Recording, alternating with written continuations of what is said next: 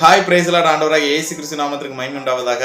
குர்ஆன் கூறுகிறது, ஈசா என்கிற இயேசு கிறிஸ்து தான் தேவனுடைய குமாரனாம் இருக்கிறார், மனுஷகுமாரனாம் இருக்கிறார் என்று கூறுகிறது. அதாவது தேவனுடைய குமாரன் என்றால் தேவன் என்ற அர்த்தம், அல்லாஹ் என்ற அர்த்தம், கடவுள் என்ற அர்த்தம். இந்த கடவுள் மனுஷனிடத்தில் பிறந்தபடியால், ஒரு மனுஷியிடத்தில் பிறந்தபடியால் அவர் மனுஷகுமாரனாம் இருக்கிறார் என்று இங்கே வெளிப்படுத்தப்பட்டிருக்கிறது. அதை தான் நாம் பார்க்க போகிறோம். தேவன் மனிதராக பிறந்தாரா என்றால் ஆம், நிச்சயமாக தேவன் மனிதராக பிறந்தார் என்று அங்கே கூறப்படுகிறது. தேவனை ஒருவனும் ஒரு காலம் நாம் காண முடியாது, நாம் யாரும் தேவனை பார்க்க முடியாது. மூசா கேட்கிறார், நான் உம்மை பார்க்க வேண்டும் என்று, நீர் என்னை பார்த்தால் நீ செத்து விடுவாய் என்று அவர் கூறுவார். அதே போல தேவனை ஒருவனும் நாம் பார்க்கவே முடியாது. அந்த பார்க்க முடியாத தேவன் எப்படி தன்னை வெளிப்படுத்தினார் என்றால், நான் தான் இறைவன், நான் தான் அல்லாஹ் என்று, நான் தான் கடவுள், நான் தான் கர்த்தர் என்று தன்னை எப்படி வெளிப்படுத்தினார் என்றால், அவர் தன்னுடைய வார்த்தையினால் தான் தன்னை வெளிப்படுத்தினார். அவரிடமிருந்து ஒரு சத்தம் உண்டானது. அந்த சத்தம் எப்படி வெளிப்பட்டது என்றால் வார்த்தையாக வெளிப்பட்டது. குர்ஆன் 27ஆம் அதிகாரம் 9ஆம் வசனத்தில் இவ்விதமாக கூறப்படுகிறது, நானே உங்கள் இறைவன் என்று மூசாவிடம் அந்த சத்தத்திலிருந்து ஒரு வார்த்தை தான் வந்தது. அந்த வார்த்தை தான் இப்போதும் நானே இறைவனாக இருக்கிறது. அந்த வார்த்தை தான் நாம் என்ன சொல்கிறோம் என்றால் சத்தியம் என்று சொல்கிறோம். அந்த சத்தியம்தான் தேவன் என்று குர்ஆன் 22ஆம் அதிகாரம் 6ஆம் வசனமும் 62ஆம் வசனமும் கூறுகிறது. அப்படி என்றால் இறைவன் எப்படி இருக்கிறார்? வார்த்தையாக இருக்கிறார் என்று இதன் மூலமாக விளங்குகிறது.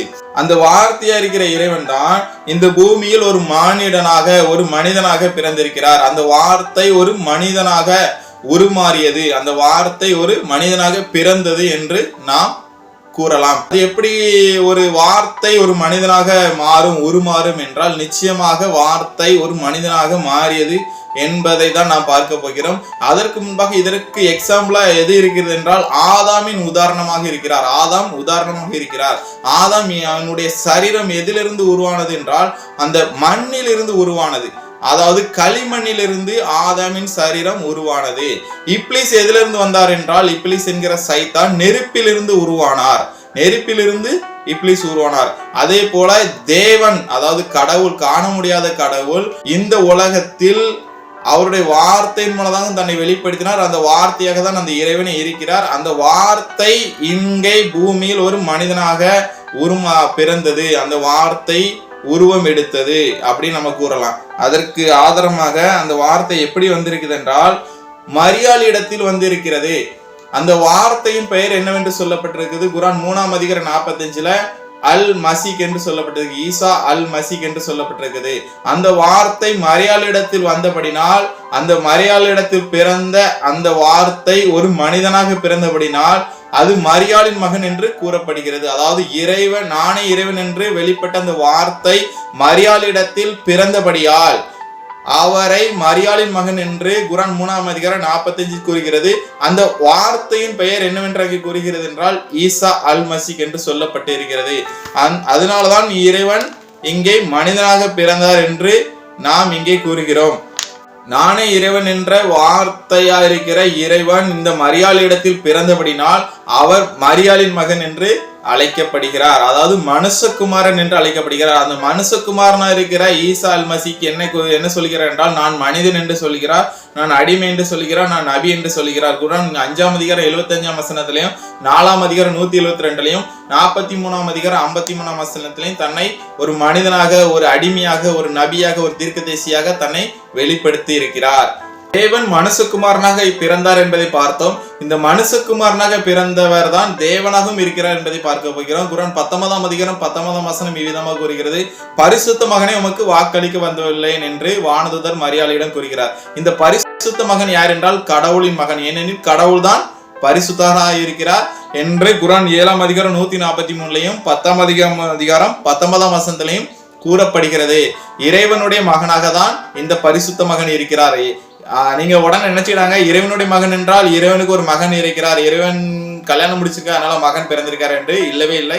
இறைவன் தான் இங்கே மகனாக, பரிசுத்த மகனாக பிறந்திருக்கிறார். அதாவது தேவனுடைய குமாரன் என்றால் தேவன் தான் இங்கே குமாரனாக பிறந்திருக்கிறார் என்பது அர்த்தம். மற்ற யாரும் பரிசுத்த கிடையாது, இறைவன் ஒருவனே பரிசுத்தன் என்று இங்கே குர்ஆன் கூறுகிறது. ஆதாமும் என்ன செய்து விட்டார்? இறைவனுக்கு மாறு செய்தார். இப்ளீஸும் இறைவனுக்கு மாறு செய்தார். அதனால மனுஷரை நம்ப முடியாது, வானவர்களை நம்ப முடியாது. எல்லாருமே இறைவனுக்கு மாறு செய்கிறவர்களாக இருக்கிறார்கள். அவர்கள் தூய்மை இல்லாதவர்களாக இருக்கிறார்கள் என்று குரான் கூறுகிறது. குரான் 12ஆம் அதிகாரம் 53ல நான் என் மனதை பாவத்தை விட்டு பரிசுத்தமாக்கி விட்டவனாகவும் இல்லை, ஏனெனில் என் மன இச்சையானது தீமையை தூண்டக்கூடியதாகவே இருக்கிறது என்று அங்கே குரான் கூறுகிறது. குரான்ல 24ஆம் அதிகாரம் 21ஆம் வசனத்துல எவரும் எக்காலத்திலும் தூய்மை அடைந்திருக்க முடியாது என்று சொல்லப்பட்டிருக்குது. அதாவது பரிசுத்தம் அடைய முடியாது, இறைவன் ஒருவனே நம்மை பரிசுத்தப்படுத்துவான் என்று அங்கே சொல்லப்படுது. அப்படி என்றால் இறைவன் ஒருவன் தான் பரிசுத்தர். அந்த பரிசுத்தர் தான் இங்கே பரிசுத்த மகனாக பிறந்திருக்கிறார் என்பதை இங்கே நாம் பார்க்கலாம். அப்படி என்றால் இறைவன் மனுஷகுமாரனாகவும் இருக்கிறார், இங்கே தேவகுமாரனாகவும் இருக்கிறார் என்பதை இந்த வசனங்கள் மூலம் அறியலாம். இதற்கு உதாரணமாக குரான் 3ஆம் அதிகாரம் 49ஆம் வசனம் கூறுகிறது, இயேசு களிமணினால் ஒரு பறவையின் உருவத்தை உண்டாக்கி அதில் அவர் ஊதுகிறார், அது அல்லாஹ்வின் அனுமதி கொண்டு உயிர் பெறுகிறது என்று சொல்லப்பட்டிருக்கு. இறைவன் எப்படி அனுமதி கொடுப்பார் என்றால் தன்னுடைய வார்த்தையின் மூலமா தான் கொடுப்பார். அப்படி என்றால் அந்த வார்த்தை யார் என்று நாம் பார்த்திருக்கிறோம்.